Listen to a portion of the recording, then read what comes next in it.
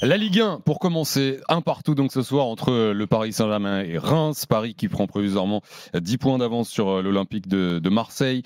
Est-ce que tu soulignes, Flo, le turnover parisien ce soir?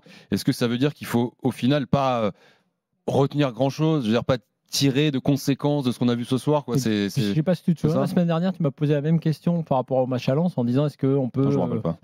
on peut se poser des questions sur ce PSG. Je t'ai dit aucune. C'est pas le PSG qui va jouer contre City. Aucune inquiétude. Le PSG contre City, c'est celui que tu vois contre Monaco 2 fois à la fin de l'année et au début de la nouvelle. C'est celui que tu avais vu contre Lyon. Bref, c'est vrai que c'est un petit peu gênant, mais effectivement, Luis Enrique profite de ce match. Il met Kvara parce que Kvara, lui, va pas jouer le prochain match. Il met pas Hakimi parce qu'Hakimi joue énormément, il a besoin de le reposer. Donc, tu n'as plus les mêmes automatismes. Donc là-dedans, tu dois piocher et tu dois aller voir ce qui va et ce qui va moins bien. Ce qui est intéressant, c'est qu'il commence déjà à travailler son attaque avec Kvara en faisant rentrer au départ Barcola côté droit. Donc, il se sert.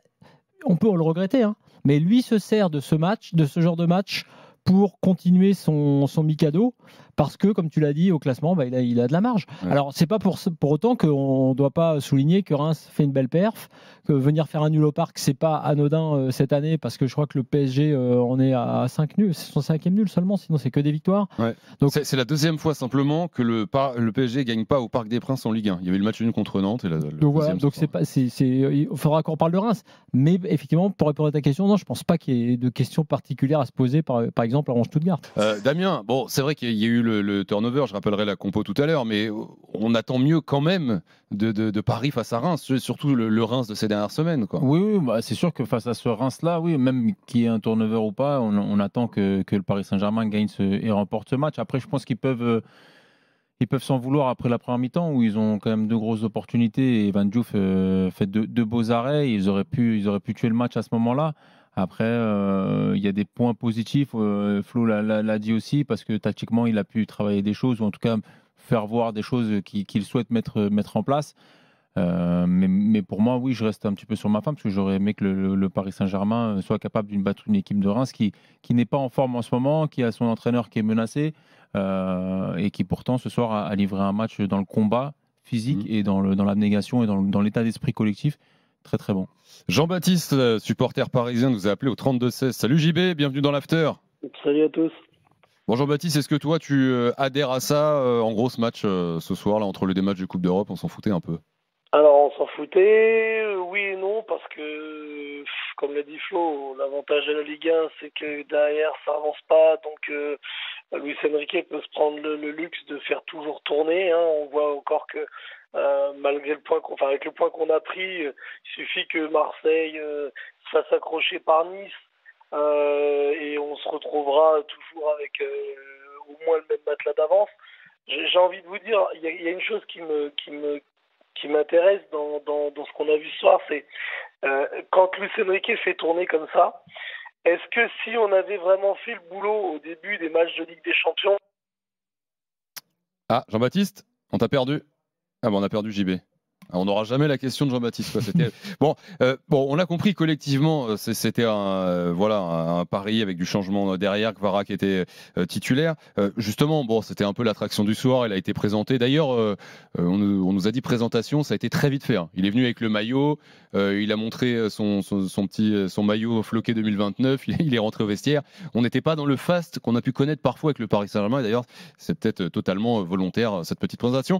Qu'est-ce que vous avez pensé de cette première de Kvaratskhelia avec le Paris Saint-Germain? 82 minutes de jeu et une passe D, magnifique passe D d'ailleurs. Il y a une première mi-temps timide où on a senti un joueur qui avait envie de montrer des choses et qui était un petit peu dans la précipitation. Je l'ai trouvé un peu trop tête baissée à vouloir aller dans le 1 contre 1 et pas faire forcément les bons choix. Il s'est fait quelquefois bouger aussi physiquement, donc c'était le bon jour de la Ligue 1. Et une deuxième mi-temps où je l'ai trouvé beaucoup mieux, beaucoup plus à l'aise à rentrer à l'intérieur, à combiner énormément avec ses coéquipiers.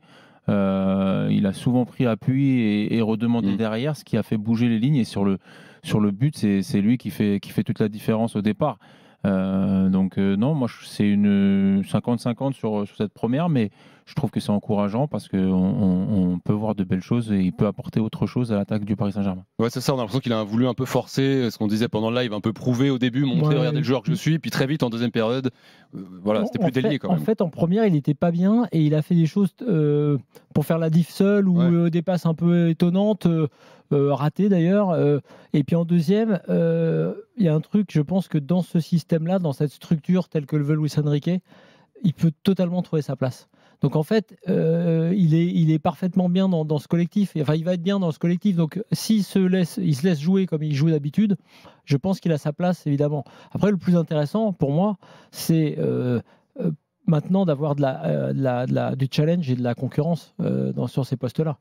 Barcola, c'est exactement ce dont il avait besoin aussi. Tu peux pas dire à ce jeune-là, que j'adore, que je défends depuis le début, c'était ta place, c'est toi qui es l'ailier gauche du PSG. En gros, déjà avec Luis Enrique, ça n'existe pas vraiment, mais même en général dans un grand club, ça n'existe pas et surtout pas à cet âge-là.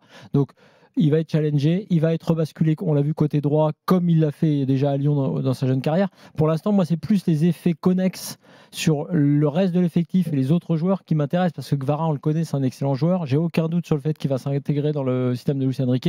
Et d'ailleurs, ce soir, effectivement, il a mis une mi-temps, en gros, à s'adapter. Donc, moi, je trouve que c'est plutôt une bonne première, mais même s'il avait raté sa deuxième mi-temps, je ne serais pas très inquiet pour Kvara au PSG. Il est de retour. Le comeback de Jean-Baptiste.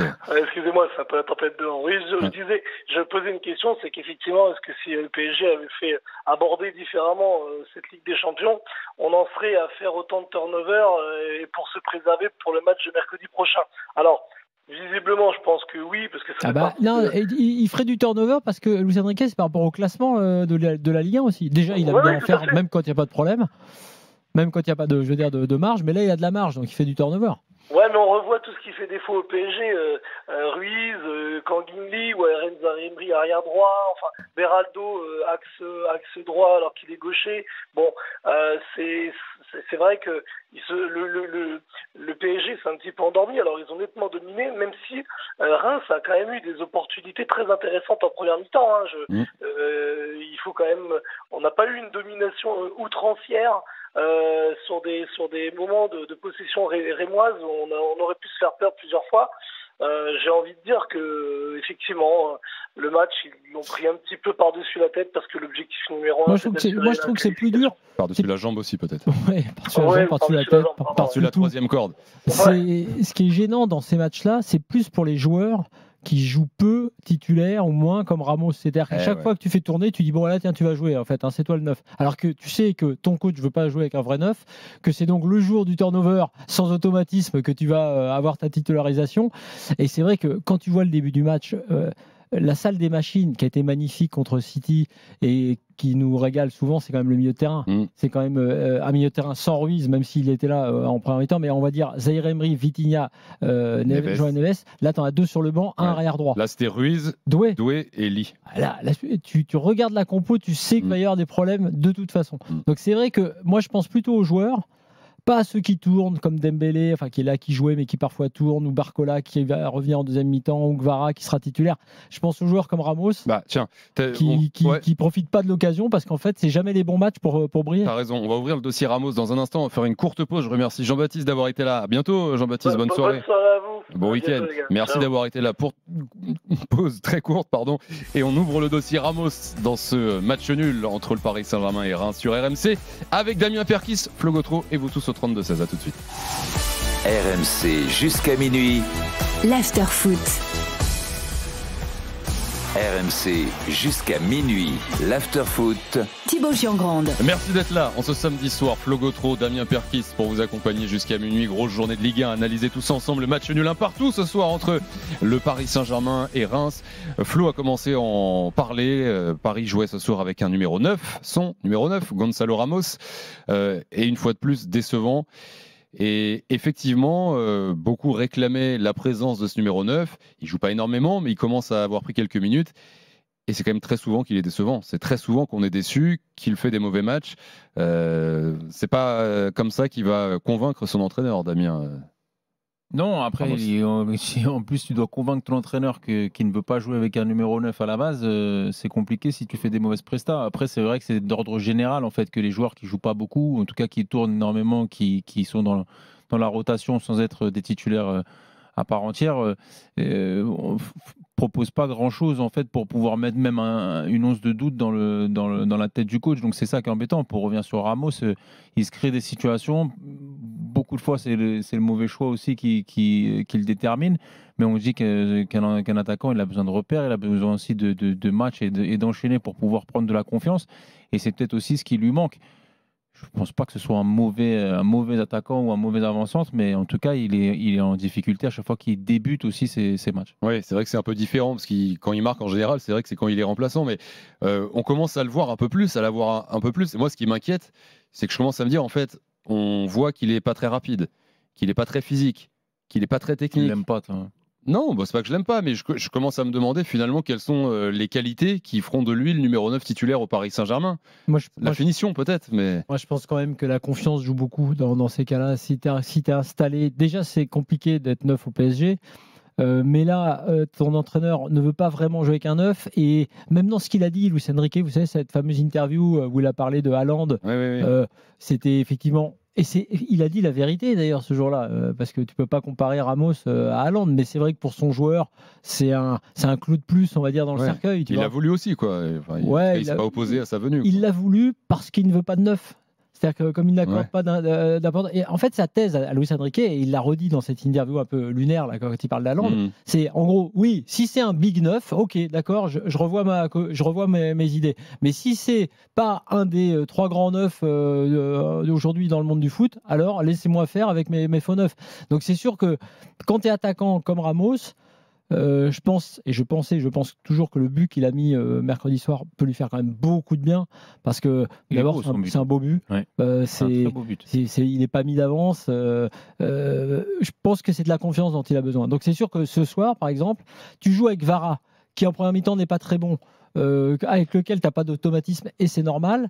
Bon, bah voilà, c'est encore pas ce jour-là où tu vois, tu as forcément les meilleures occasions. Et effectivement, après, il n'est pas forcément lui-même toujours au top, parce que je pense qu'il n'a pas la confiance nécessaire pour. Ça fait pas de lui un mauvais attaquant. Pierre est là, supporter parisien au 32-16. Salut Pierre. Salut les gars. Bienvenue dans l'after. Est-ce que tu es d'accord avec ce que tu entends? Je ne sais pas si tu veux dire un mot sur Ramos déjà. Sur Ramos, après il a pas eu la réussite, hein. Il a eu des occasions. Moi je suis pas contre Ramos, j'aime plutôt bien même, parce que c'est quand même un finisseur. Mais comme je sais plus qui l'a dit, il faut que ça reste, c'est un attaquant, et un attaquant ça marche à la confiance. S'il sent qu'il n'a pas la confiance déjà de son coach, c'est compliqué pour lui d'être bon, quoi. Donc après, moi ce que je voulais dire surtout, c'est que comme j'ai dit au Standard, moi ça me fait plaisir de retrouver mon PSG. Parce que j'ai eu peur là cette semaine, j'ai cru qu'on était devenu bon, j'ai cru qu'on était devenu rapide dans les transitions, un petit peu de folie, etc. Je me suis dit mais je les ai pas reconnus. Là ce soir au moins je les ai reconnus. Une équipe qui ronronne, qui fait 4-5 touches de balle avant de passer la balle. Alors point positif, Kvaratskhelia, qui lui a l'air un petit peu de lâcher vite le ballon, vouloir jouer vite, dans la continuité, qui propose derrière, qui essaye d'amener du rythme. Mais franchement, qu'est-ce qu'on s'ennuie à regarder ce PSG, quoi. Mais je pense que tu sais, on oublie un truc, et c'est pas pour trouver des excuses au Paris Saint-Germain ce soir, c'est l'âge et la jeunesse de l'effectif. Quand tu as un effectif aussi jeune à plein de postes, par exemple, retomber dans tes défauts naturels, style Doué ce soir, ça arrive. Il n'y a pas l'expérience qui. Moi, je trouve que Dembélé était bon, par exemple, en première période. C'est lui qui secouait le cocotier, c'était lui le plus percutant, parce que quelque part, Dembélé, il a déjà une expérience supérieure. Il ne faut pas perdre de vue que cet effectif est très jeune, et que donc tu retombes facilement dans tes défauts après l'euphorie là de mercredi. Et effectivement, je là pour un Doué. Ouais, c'est ça. On disait pendant le direct, le nombre de touches en trop qu'il fait. Et ça, je suis persuadé, pour avoir vu Luis Enrique péter les plombs sur une action, que Doué va se prendre une avoinée sur le débrief du match, parce que voilà, en lui disant, il peut s'en prendre 2-3 même. Oui, voilà, mais en lui disant tout simplement, c'est pas parce que mercredi ça s'est bien passé, qu'on joue 1, c'est qu'on mène 1-0, qu'on doit perdre tout contrôle. Le problème de ce soir, c'est qu'à partir du moment en plus où ils ont marqué, on a senti qu'ils allaient se dire on va gérer. On va gérer, ou alors on va faire la diff tout seul, on va faire multiplier les touches de balle, effectivement. Et bon, c'est vrai que c'est un souci. Après, il y a des. Oui. Le problème aussi, c'est qu'il n'y a pas de vitesse, il n'y a pas de décalage, ça joue pas vite, ça demande pas les ballons entre les lignes, ça joue latéral. Oui, mais ça vient du milieu de terrain. Comme Gingli, moi je l'appelle la toupie, parce qu'à chaque fois qu'il a la balle, il retourne en arrière. C'est ce qu'il disait Flo, c'est que tu peux jouer fais toute la nuit, tu mettras pas un but, quoi. C'est ce que te disait Flo, c'est qu'en fait le fait d'avoir trop de touches, tu manques de fluidité dans ton jeu de passe, tu manques de vitesse dans ton jeu de passe, qui ne permet pas de pouvoir notamment apporter un contre un sur les côtés comme ils aiment. Tant, en tout cas, les ailiers du Paris Saint-Germain aiment le faire. Et après, t'as pas de décalage, donc t'as pas de vitesse, comme tu le dis toi. Mais c'est juste par ça, en fait. C'est de retomber dans des travers où un Désiré Doué, ce soir, par exemple, il t'a fait 10 touches au lieu de t'en faire 3. Et il t'a ralenti le jeu à chaque fois qu'il avait le ballon dans les pieds. Oui, mais ça passe par des milieux de terrain qui demandent un petit peu dans les intervalles. Je pense que le vrai problème de ce soir, et c'est ça que moi je reproche à Luis Enrique sur ces matchs-là, qu'il fasse tourner, pourquoi pas. Mais le milieu de terrain, aujourd'hui, quand tu as Ruiz et Lee au milieu de terrain, je pense qu'il a mis Doué en justement se disant je vais mettre de la vitesse dans ce milieu de terrain. Mais à partir du moment où tu installes Ruiz et Lee, l'un qui joue vers l'arrière, l'autre qui temporise en permanence, c'est évident que tu n'auras pas de vitesse. Donc c'est vrai que moi je remarque à chaque fois qu'il y a de la marge en championnat. Dès le premier match de la saison contre le Havre, Luis Enrique il a commencé à faire tourner. Et il y avait une petit complexe de supériorité qui se confirme au classement du style. Bon, là, je peux mettre mon Fabien Ruiz, là, c'est pas grave, on va y arriver comme ça. Même contre City, il l'a mis son Fabien Ruiz. Mais oui, en plus, mais on n'y arrive pas, on n'y arrive pas. C'est ça qui est intéressant. Reims en première période, Mengvara, il a pris les 2-3 défenseurs français de Ligue 1, tu vois, que tu connais, en disant non, ça va pas être non plus, ça va pas être facile. En tout cas, pas après ce match-là, ni d'inquiétude. On n'en tire rien pour le match du mercredi contre Stuttgart. Ce sera une toute autre équipe du Paris Saint-Germain. Aucune inquiétude, c'est pas la même équipe. Il a 2 équipes, donc. Merci Pierre d'avoir été là. Bonne soirée. Avec plaisir, bonne soirée les gars. À très vite. Merci. T'as perdu aussi. Ouais, Stuttgart a pris 2-0 aujourd'hui là. À Mayence, À Mayence, c'est ça, ouais. Exactement. J'aimerais qu'on dise un mot de Reims quand même, parce que si Paris a aussi galéré ce soir, c'est que Reims a fait un très bon match. Une équipe qui n'avait pris que 7 points sur les 11 derniers, donc ça fait 8 désormais sur les 12 derniers matchs. Avec un joueur, et heureusement qu'il est là, et notamment dans cette première période, mais un Yehvan Diouf exceptionnel, ce gardien, on en parle souvent à Paris, mais voilà, dans cette première période, c'est lui qui permet à Reims de maintenir le 0-0 à la pause et de les laisser dans le match, quoi. Ah bah totalement, et c'est lui qui fait, et c'est pas que ce soir au Parc, il y a eu pléthore de matchs où ils auraient pu se prendre des valises, et c'est lui qui a sauvé les meubles. Il a fait gagner des points à son équipe, c'est ce qu'on demande à un gardien de but. Mais cette première mi-temps, moi, l'arrêt qu'il fait sur Ramos au sol, la vitesse où il va au sol, c'est assez exceptionnel. Il est quasiment à bout portant. Alors après, je pense que Ramos doit peut-être la mettre un peu plus en l'air pour au moins éviter le plus fort. Mais oui, c'est indéniable. C'est aujourd'hui l'homme fort du stade de Reims. Et c'est dire, en tout cas, ça en dit long sur les problèmes des Rémois en ce moment en championnat. Et Reims qui a un peu le même problème que d'autres équipes du bas de tableau. On parlait d'Auxerre hier dans l'after, qui fait souvent des bons matchs contre les gros, enfin un peu moins qu'Auxerre pour les Rémois, mais et c'est plus compliqué contre les adversaires directs. Et d'ailleurs, il y aura le match très important pour les Rémois la semaine prochaine contre Nantes. C'est celui-là qui sera déterminant. Mais parce que les Rémois, ils ont fait ce qu'il faut aussi au-delà de Diouf pour bousculer le PSG. Ils ont été timides au début. Mais on les a vus sortir en nombre, ne pas hésiter à se projeter pour aller marquer, quoi. On les a plus tard dans le match. Plus tard. C'est ça que c'est ce point-là que je voulais souligner. C'est pas une équipe qui est en confiance. C'est une équipe que le PSG aurait dû sur laquelle le PSG aurait dû appuyer ou lui mettre la tête sous l'eau plus rapidement. Et à partir du moment où ils ont été menés, là ils sont sortis. Et tu t'aperçois qu'ils ont carrément les capacités. Je dirais que ce match pour eux il peut être important pour ça. C'est-à-dire de voir que dès qu'ils se sont projetés, c'était intéressant, notamment avec Nakamura et Ito. Après, ils ont quand même un souci avec leur attaquant aussi. Et ça, en Ligue 1, il y a beaucoup de soucis. Il n'est pas en confiance non plus. Il ne fait pas toujours les bons choix. Et ça, c'est un vrai marqueur dans cette Ligue 1. Si tu n'as pas l'attaquant qui se termine ou qui joue bien dos au but, tu vois, si tu n'as pas ton Major, si tu n'as pas un attaquant un peu correct, tu galères. Et là, cette équipe, elle m'a marqué parce que sinon, avec Mounetzi, l'action telle qu'elle est terminée, du but, elle est magnifique. à la fois dans ce que fait Nakamura, dans le relais que propose Munetsi, dans la finition de Nakamura. Moi, je trouve que la leçon qu'ils doivent en tirer, quelque part, c'est d'être un peu plus audacieux que même que ce qu'ils ont pu être. Bon, alors là, ce soir au Parc, et en général dans leur match récent, parce que le début de saison était plutôt bon.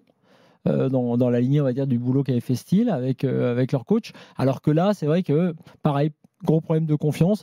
Moi, j'ai l'impression quand même qu'en récupérant Thomas au milieu, un Thomas en forme, Munetsi et John Patrick, là, la recrue. John Patrick, ouais, je demande à voir. Là, Ouais. sur ce match-là, je sais pas. Voilà, j'ai pas. Non, on aime bien le style déjà. Ouais, la chevelure un peu style. la Valderrama, ça, j'adore. Mais... Et- Après, ce qui leur fait mal au Rémois, c'est la perte d'Agbadou aussi, hein, en termes de pilier, de confiance, de taulier tout simplement dans le vestiaire, et c'est ton capitaine. Ça peut déstabiliser aussi. Sur la première mi-temps, moi j'ai trouvé que par moments ils ont plutôt bien utilisé, et il me semble que c'est Ito, je crois, qui a son face-à-face avec Donnarumma. avec Donnarumma. Ouais. Et il y a une qui est sifflée aussi qui est sifflée hors jeu sur Munetsi, qui Alors qu'il part est pas du hors milieu jeu. de terrain alors qu'il Il est pas hors jeu. n'est pas hors jeu. Moi j'ai trouvé qu'ils avaient plutôt bien compris ces choses-là, mais après c'est vrai qu'au fur et à mesure du match, ils se sont portés vers l'avant et en nombre, et ça c'était intéressant. Et ce qu'ils ont fait du ballon dans les 30 derniers mètres adverses, ça c'était aussi très bien. Reims qui remonte provisoirement ce soir à la 12e place Est-ce avec que c'est pas un peu 22 sa points. place? Oui, on avait 10-12. peur que ce soit plus bas Oui, que plus ça bas, quand mais même. je veux dire, mais voilà, on les a vus réponse après un Nantes, peu peut-être, mieux la semaine au prochaine. début de saison, on les voit moins bien. Moi, je pense vraiment que pour le coup, ils peuvent vraiment viser le milieu de tableau. Après, c'est vrai que on entendait le coach parfois, et c'était intéressant en première période. C'est là où on voit parfois que quand tu n'es pas en confiance, ça ne se passe pas comme il faut. En fait, dans le dos des défenseurs parisiens, ça pouvait passer. Effectivement, il y a cette action qui aurait beaucoup fait parler dans un autre match où le gars n'est pas du tout hors jeu. Alors pour une fois, l'arbitre en plus se signale tout de suite, il n'attend pas. Il signale hors jeu, il ne l'était pas, a priori. Et là, le coach leur a dit, vous pouvez passer, vous pouvez le faire. Il faut tenter ces coups-là, enfin, d'après ce qu'on nous a dit. Donc c'est vrai que tu te dis que là, si tu tentes pas ça ce soir-là contre ce PSG-là qui n'a pas tous ces automatismes derrière, c'est un petit peu plus gênant. Et c'est là que je te dis le profil de leur attaquant du 9 est un petit peu déficient. Ce sera dimanche de la semaine prochaine, le Reims-Nantes à 17h15.